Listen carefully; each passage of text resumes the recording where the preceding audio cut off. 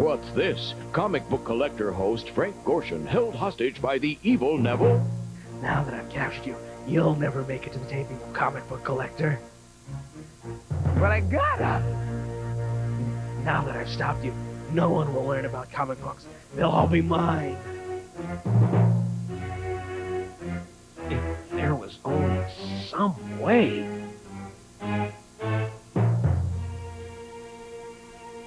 Thank goodness, young John Crane is reading of Frank's predicament. With a whish and a whisk, he transforms himself and plunges into the story to become... Oh no, Captain Comic. You're finished, Neville. When will you learn that comics are for everyone? You can't do this to me.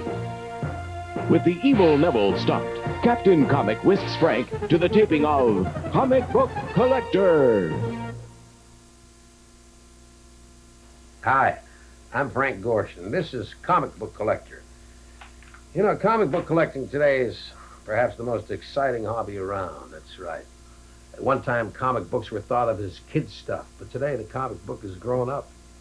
Certainly Hollywood has always seen the comic book superhero as a big box office attraction, from the 1930 movie serials to the blockbuster mega hits of Batman, Superman, Dick Tracy. People flock to see their heroes on the big screen. And each week, TV viewers tune into Superman, Wonder Woman, and of course Batman, where yours truly got a chance to portray his arch-villain, the Riddler. It's obvious the comic book format has entertained readers and audiences for more than 60 years. Along with baseball and jazz, the comic book is truly Americana. So where did it all begin? The year was 1897. McKinley was in the White House. The diesel engine was invented, and William Randolph Hearst's New York American newspaper published Richard Outcault's The Yellow Kid for the first time. This hardcover collection of reprints of Outcault's 1896 comic strips, which appeared in the New York World newspaper, is recognized as the earliest comic book. From 1899 to 1917, over 70 hardcover books containing reprints of popular Sunday newspaper comic strips were published. Popular strips such as Buster Brown, Foxy Grandpa, Cats and Jammer Kids, Little Nemo, Mutt and Jeff, Barney Google, Joe Palooka, and Little Orphan Annie made up these collections.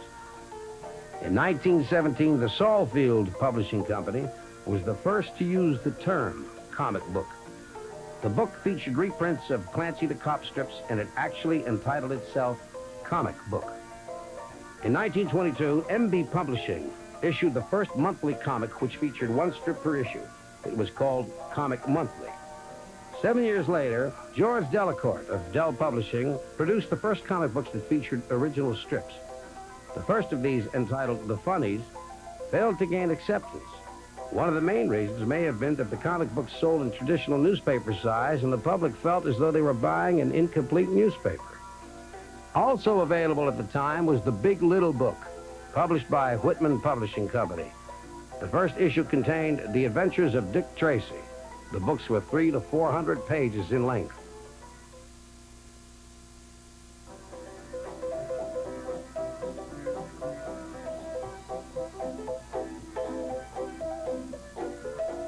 In 1933, an idea struck Eastern Color Printing Company of Waterbury, Connecticut. This idea was to revolutionize the comic book. The printers at Eastern Color had done some experimenting and found that they could reduce the size of a comic book to 8 by 11 inches by taking a newspaper funny section and laying it horizontally so the strips were side by side.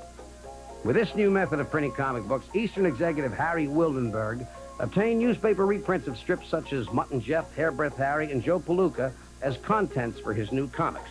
His idea was to convince manufacturers to give them away as premiums. This method of advertising had been very successful throughout the previous decades with the tobacco company's use of baseball cards as premiums. Comic book salesman extraordinaire Max C. Gaines sold 10,000 comic books to Procter & Gamble, who in turn issued them as coupon giveaways. This first modern comic was called Funnies on Parade. With the realization that comic books were a hit, Eastern Color and Dell Publishing issued the first comic book that retailed to the public on newsstands. The first of these was Famous Funnies Series 1. It sold for 10 cents and remained a popular comic book for years to come. The 10-cent cover price remained the standard for the next 25 years.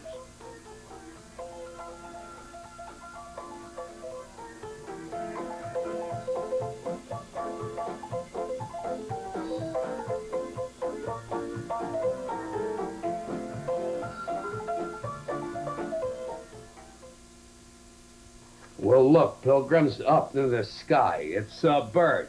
Oh, wait a second. If my memory serves me correctly, I believe that's a plane. Wait a second, you're both wrong. I want to tell you, that's my pal, Superman, eh? Maybe now I'll get some respect. How do you like that? A bird or a plane? That's Superman. What do you say, pal?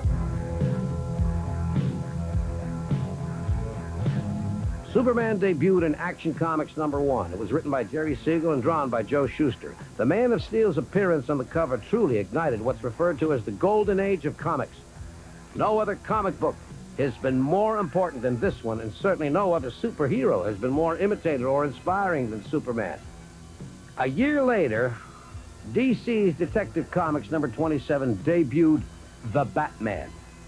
It was written by Bill Finger and illustrated by Bob Kane. Well, one of these 1939 comic books in mint condition just recently sold for $135,000.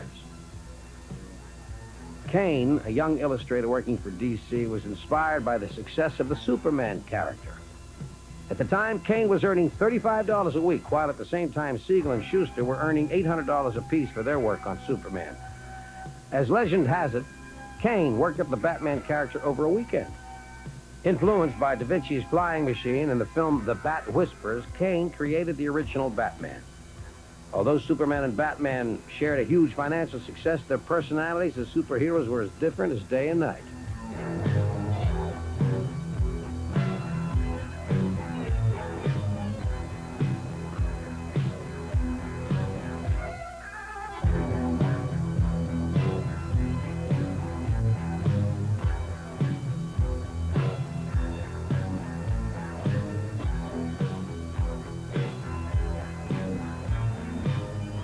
Superman and Batman weren't the only attractions in their comic books. The villains, sidekicks, and spin-offs were as popular with readers as the superheroes themselves.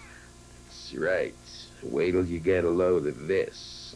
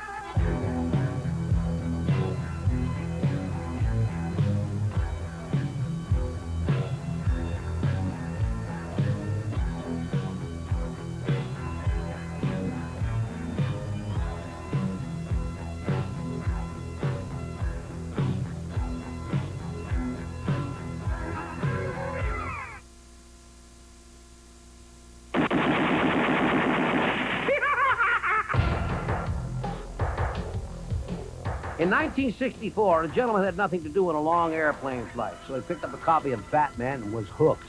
His name, William Dozier, the eventual producer and narrator of the 1966 Batman TV series.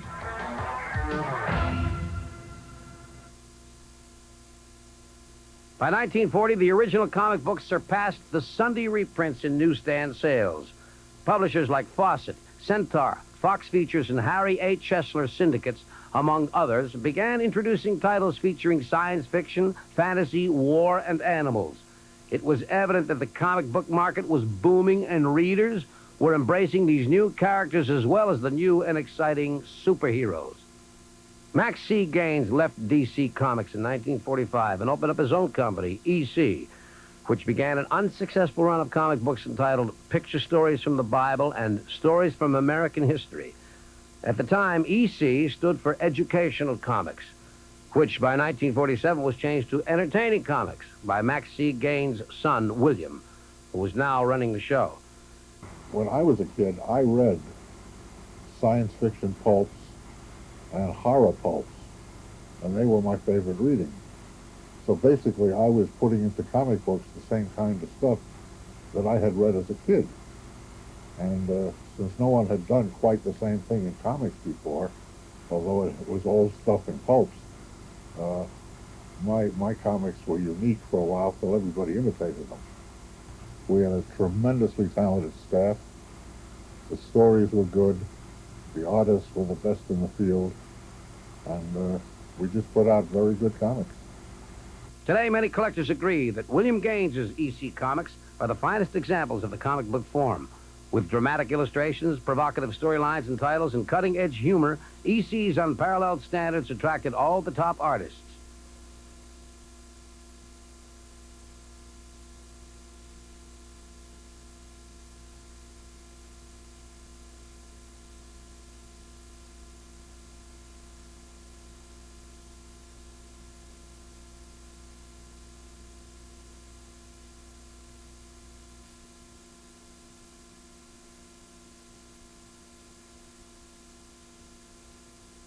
Archie Comics was originally known as MLJ Magazine.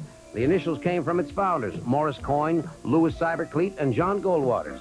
Established in 1939 with the help from syndicator Harry A. Chesler, they published the first line of comic books. One of the earliest titles was called Pep.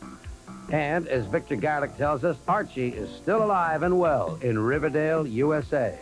John Goldwater he was one of the founders of the company, and he had this idea for a teenage character, and he had his artist who was working in the art department at the time. He had a few artists working there, and he had them all do likenesses of what he thought this teenage character should look like, and Bob Montana was the first artist to do the likeness of Archie.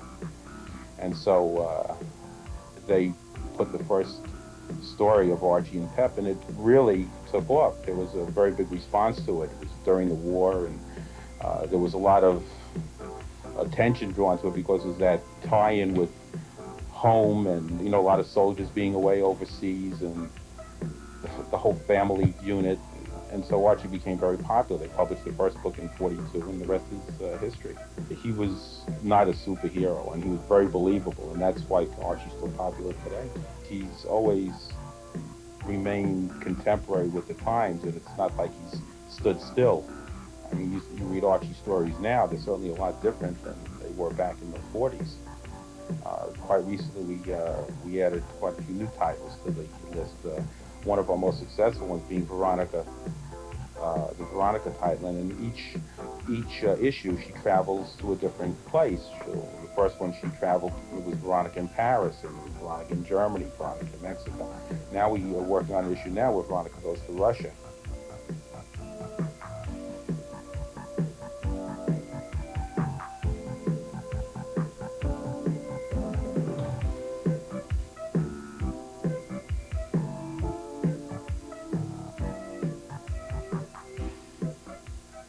In 1954, Dr. Frederick Wortham published a book called The Seduction of the Innocent. This book cited comic books as a direct link to juvenile delinquency. The book created such an uproar that a Senate subcommittee was formed to investigate the allegations. He was a psychiatrist who did believe that comics caused juvenile delinquency. He made a good living believing this for a long time, testifying at different trials of kids that got in trouble and saying they got in trouble because they read comics. Subcommittee was attempting to blame comics for juvenile delinquency on the theory that every juvenile delinquent had read comics. They had also eaten ice cream, but somehow that didn't mean anything. In order to avoid further government intervention, comic book publishers created the Comic Code Authority to maintain their own standards.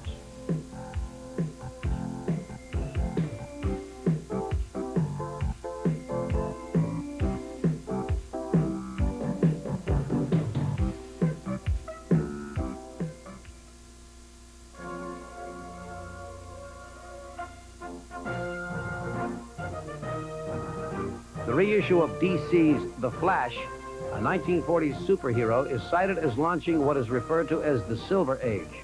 Perhaps the best-known name associated with comic books, besides the superheroes themselves, is Marvel publisher Stan Lee. He started writing for Marvel in the 1940s, and by the 1960s, Stan Lee had brought Marvel to the forefront of the comic book world. With the debut of the Fantastic Four, Marvel quickly had the hottest-selling comic book of the 60s. Marvel's working artists Jack Kirby and Steve Ditko, along with Stan Lee, created some of the most dynamic superheroes that are as popular today as when they debuted.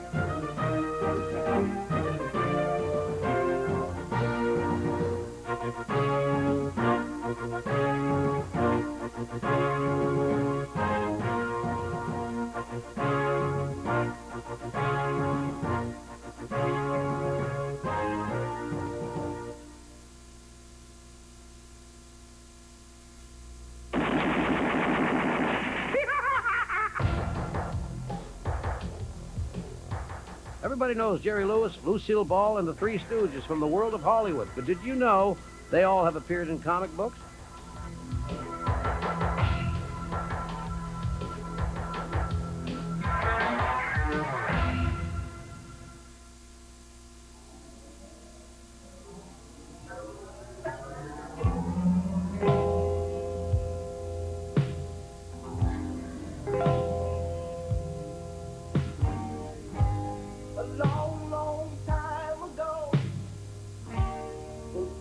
Not so plain, you know.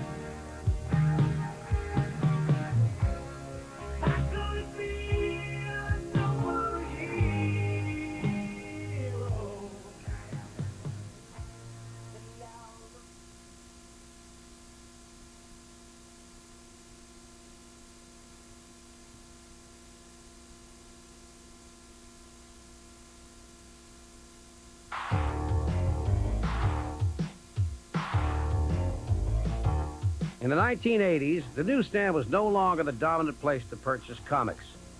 Comic book publishers began to recognize the collector's market and the significance of the comic book store. With collectors turning to their comic book shop to buy new issues, a new trend appeared. The independent comic book boom took hold. Though not polished in design, these mostly black and white issues dealt with strong subject matters and outrageous characters. This new breed of radical comics was reminiscent of the underground comics of the 60s. Many independents ignored the comic code, and it seemed as if everyone was publishing a comic book. The major comic publishers have taken notice of the more graphic comic books and their popularity. Incorporating this new art form and satisfying the collector's thirst for more mature subject matter, the graphic novel evolved. Certainly, comic books had changed. Characters were experiencing more personal problems, and their vulnerabilities were exposed as they became more believable to the reader. The advent of the graphic novel allowed the subject matter and the characters to be explored to their limits.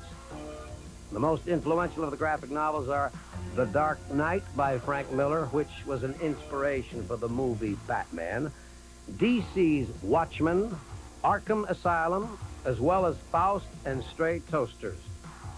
Naturally, the price tags on these graphic novels are considerably higher than the standard comic book due to the superior quality of the illustrations, printing process, and paper stock. Graphic novels often stray from the classic comic book format. Panels are arranged in unconventional layouts. Characters and storylines often appear in abstract form, such is the case with Art Spiegelman's highly acclaimed Mouse. It's about what happened to my father and mother, which is they were Jews in Eastern Europe during the Hitler years, and they got caught up in the entire maelstrom, including the concentration camps. It's in the form of a comic book, in the form of my father relating to me what happened to him and my mother, and the characters in the book are portrayed with animal heads. It's a comic book for adults. Many of today's illustrators are learning the craft of the School of Visual Arts in New York City. Comic book illustrating is taught by some of the greatest comic book artists of all time there. Eisner, Kirby, and DC's Joe Orlando among SVA's faculty. I think drawing can be learned. Learned as much, as easily as you learn how to write. People who say I can't draw a straight line, right on track, they shouldn't be drawing straight lines. Given the necessary essentials, most people can learn how to draw.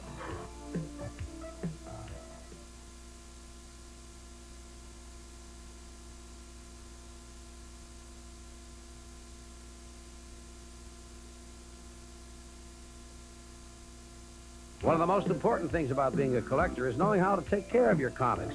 Comic book paper contains acid, which is a residual effect of the manufacturing process. This accelerates the aging process. Although you can't stop the aging process, here are some products that help slow it down. You've probably seen comic books in plastic bags at comic stores and conventions. These sleeves are especially designed for comic book storage. Two of the most popular are polypropylene and Mylar bags manufactured by DuPont. You should get into the habit of changing the sleeves every 2 to 3 years for maximum protection. It's also a good idea to use acid-free backing boards. These prevent your comics from creasing and bending while in storage. Collectors should keep their collections in storage boxes. Boxes free of acid are also available to collectors. By following these steps, you can assure yourself a long-lasting collection.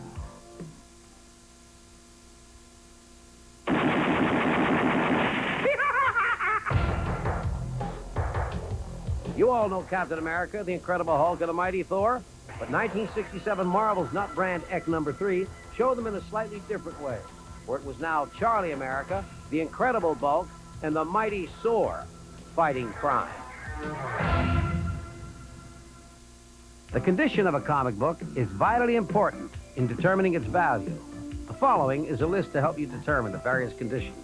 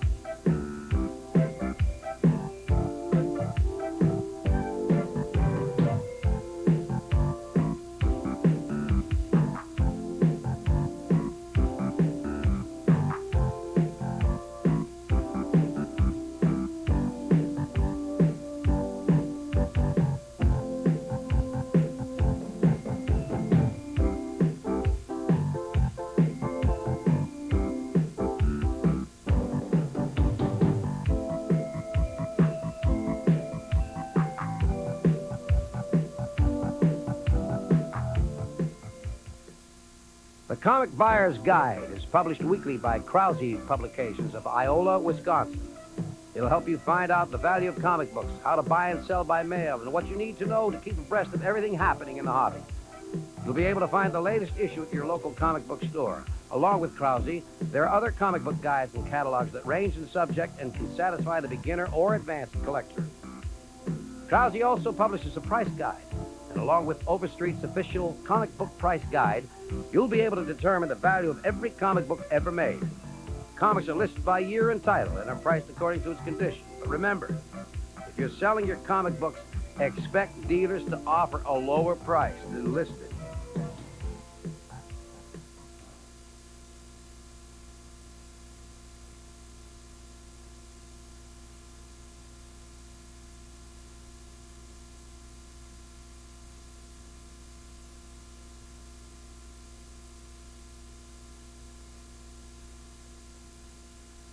One of the best places to browse around and buy new and old comics is your local comic book store. Comic stores afford collectors a chance to develop a one-on-one relationship with the dealer.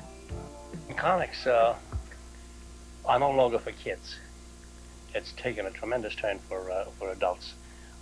It's a little more explicit, it's more graphic, and it's, as I say, far more adult. The themes are adult, so that you don't get the average kid who comes in here to buy a comic book. We've had an influx of tremendous publicity from the movies, from the entertainment world, from the Superman movies, obviously. I mean, it's nonsensical to even mention the Batman movie. That's going to be at least 3 to 5 movies. You know, what you got going on there is a tremendous influx of that. So you have people coming in the store who would never dream of buying a comic book. This says, I want Batman. And the other thing is it has become an investment item, which has drawn in a tremendous amount of new people into the field. That in turn has caused comic prices to rise because comics that you couldn't sell 20 years ago, you can't find today. Parents buy comics for their kids, parents buy comics for themselves. We have lawyers, we have doctors who look at it as an investment. Comics can increase in value very quickly, and people want to capitalize on that. It's like stocks. They want to get in.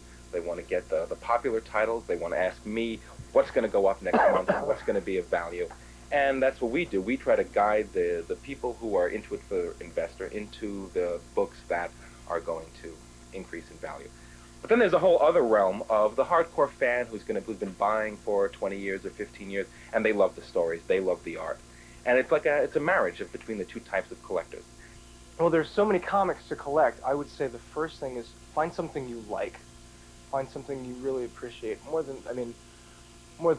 the intrinsic value, the monetary value of a comic, the personal value is a lot of it. I mean, I couldn't collect every single comic in the world, but there are a few titles that I collect religiously. I'd say find a comic that you really like. Make it not something that you couldn't collect everything of. Make it a feasible goal, and start collecting back issues. Collect all the current issues, of course, but see if you can get a whole series together. This is a place you can come to all the time. The schedule of new books is pretty consistent. In fact, the schedule of any particular book is fairly consistent, especially from the major companies.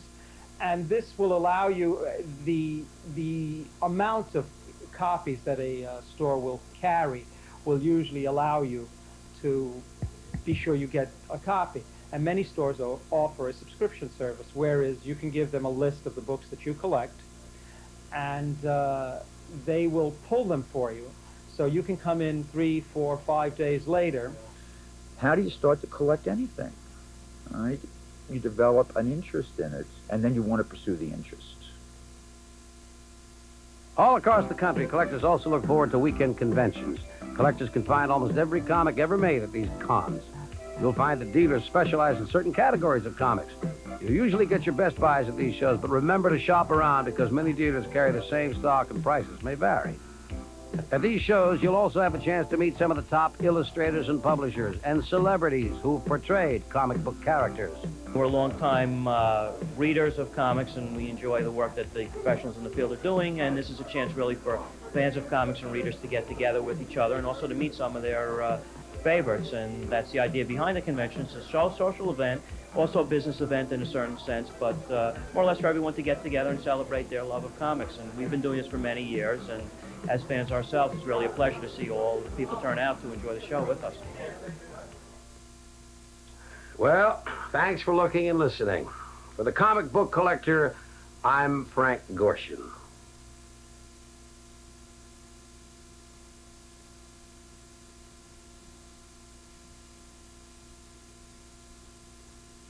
Also available in the Collector's Series, Baseball Card Collector, hosted by Mel Allen.